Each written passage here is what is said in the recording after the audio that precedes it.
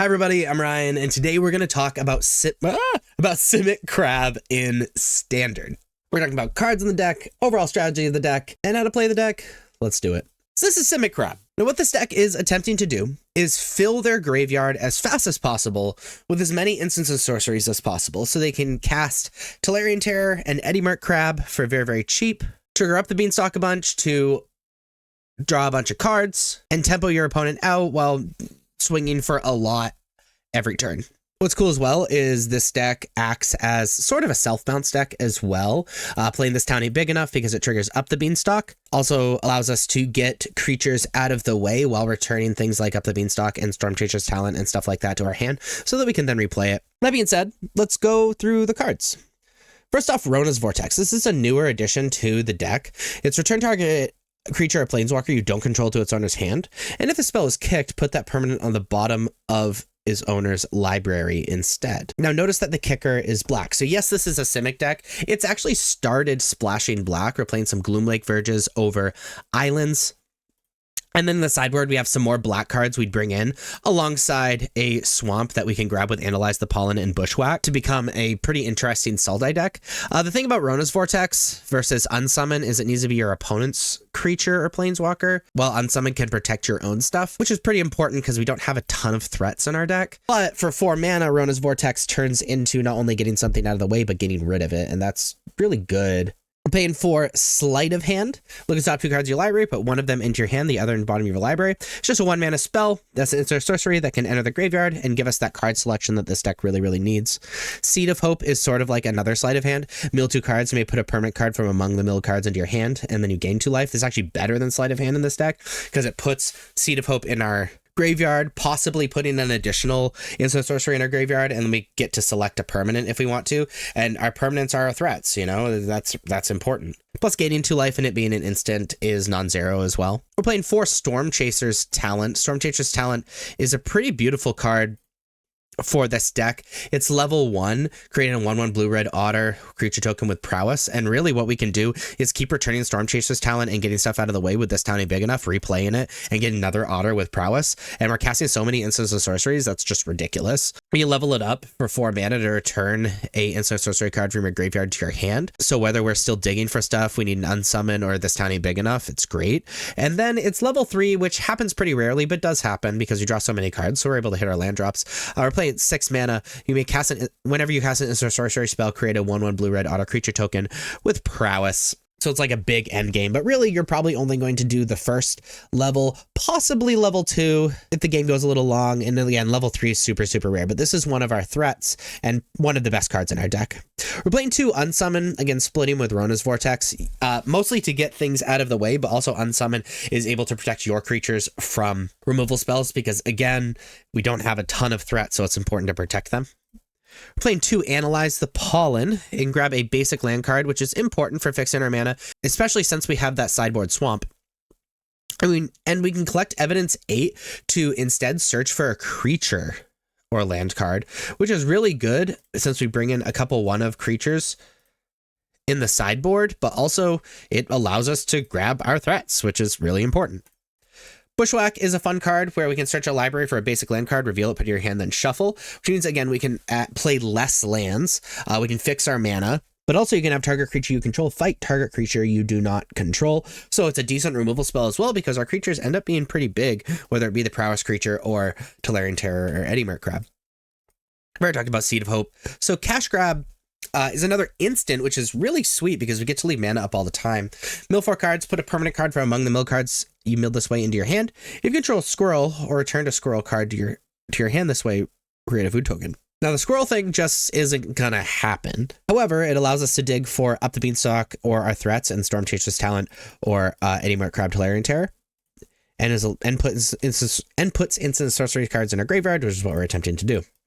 Up the Beanstalk, one of my favorite cards of all time. It's a 2-mana enchantment. When Up the Beanstalk enters, and whenever you cast a spell with mana value 5 or greater, draw a card. So it replaces itself when you play it. It is a permanent, so you can grab it with Seed of Hope and Cash Grab. And then it allows us to draw a card whenever we cast This Town Ain't Big Enough or our threats. Speaking of this town ain't big enough, it's a 5 mana instant. However, it costs 3 less if you target a permanent you control, which we're going to be doing most of the time. Return up to 2 target non-land permanents to their owner's hands. Most of the time, we're going to be using this town ain't big enough to just like return Storm Chaser's Talent, get something our opponent controls out of the way, replay Storm Chaser's Talent. However, I've seen Simic players tap 5 mana and just get 2 things out of the way. I've seen Simic players protect their own creature with this. I've seen Simic players return up the Beanstalk so that they can redraw. So there's a lot of things you can do with this tiny big enough, but really don't be afraid to target your own creatures and spend 2 mana on it. And then really the payoff cards on your deck. Tolarian Terror is a 7 mana 5/5 with the ward 2, and it costs 1 less to cast for each instant sorcery card in your graveyard. So our goal is by turn 3, really, we should be casting this for 1. And then we're playing Eddy Merc Crab, which is 7 mana as well. However, double blue has a similar thing. Costs 1 less for each of the sorcery card in your graveyard. Enters tapped, it's not your turn. However, when it enters, you can tap up to 2 target creatures. So between this town ain't big enough, between Eddy Merc Crab, Bushwhack, Unsummon, Rona's Vortex, we're just getting things out of the way as we jam for a lot of damage all at once. And really, like, having a Tolarian Terror out, end step Eddy Merc Crab, tap down your 2 creatures, untap, jam for 10 is super powerful, especially since the following turn you can like fight something or just unsummon like something. It's just so good. So again, we're trying to fill our graveyard as fast as possible, play these powerful threats, and then just get things out of the way and try to win in just an attack or 2. Now, as far as the sideboard goes, I want to start with the swamp. If we sideboard in any of these black cards, which often we're going to do together, we're going to bring in the swamp and take out a island. And then we can grab that swamp with Analyze the Pollen or Bushwhack. And really, we're going to be digging with like Cash Grab and Seed of Hope. And then we can also hit the Gloomwraith Verge to be able to hit our black source, to be able to cast the black spells that we bring in. Shrouded Shepherd, we are never going to cast the white side.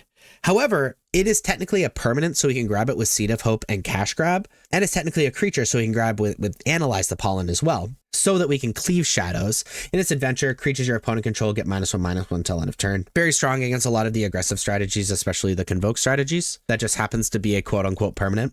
Minor Misstep, very good against the aggressive stuff. Also really good in like mirror-esque matches. Negate is great against dozens of cards. I don't think I have to go through all of them. Tishana's Tidebinder, good again against dozens of cards from like Zur and the Overlords to Temporary Lockdown or whatever. Anoint with Affliction, having this exile effect, exile target creatures, mana value 3 or less, is very strong because it's able to hit Heartfire Hero without you being dealt damage. It's also very good against Enduring Innocence and things like that. And it's also just like a decent removal spell besides that. Go for the Throw is a pretty unconditional removal against decks we need a bunch of removal against. And then Nowhere to Run's kind of a fun card where it's conditional because it only gives -3/-3. However, we can return it with This Town Ain't Big Enough so that we can keep replaying it. So it's very good in a deck like this, similar to the Dimir and Esper self-bounce decks. We're playing a single Pick Your Poison. Each opponent sacrifices a artifact of their choice, or each opponent sacrifices an enchantment of their choice, or each opponent sacrifices a creature with flying of their choice. Very good against the enchantment decks, really, is what we're playing it for.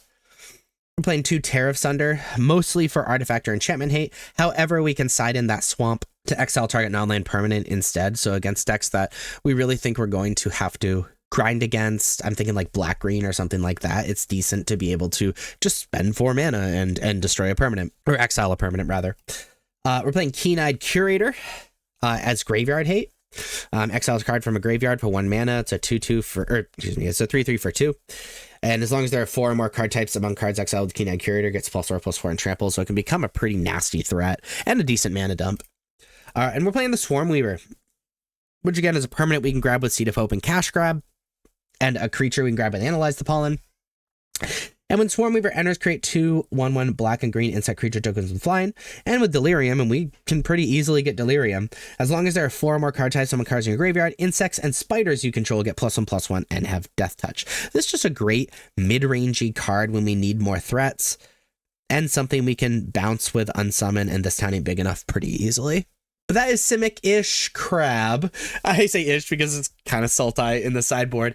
If you like this video, please be sure to like and subscribe. Check me out on social medias. Links are above me and in the description. And as always, thank you so much for watching. I'll see you next time. Bye-bye.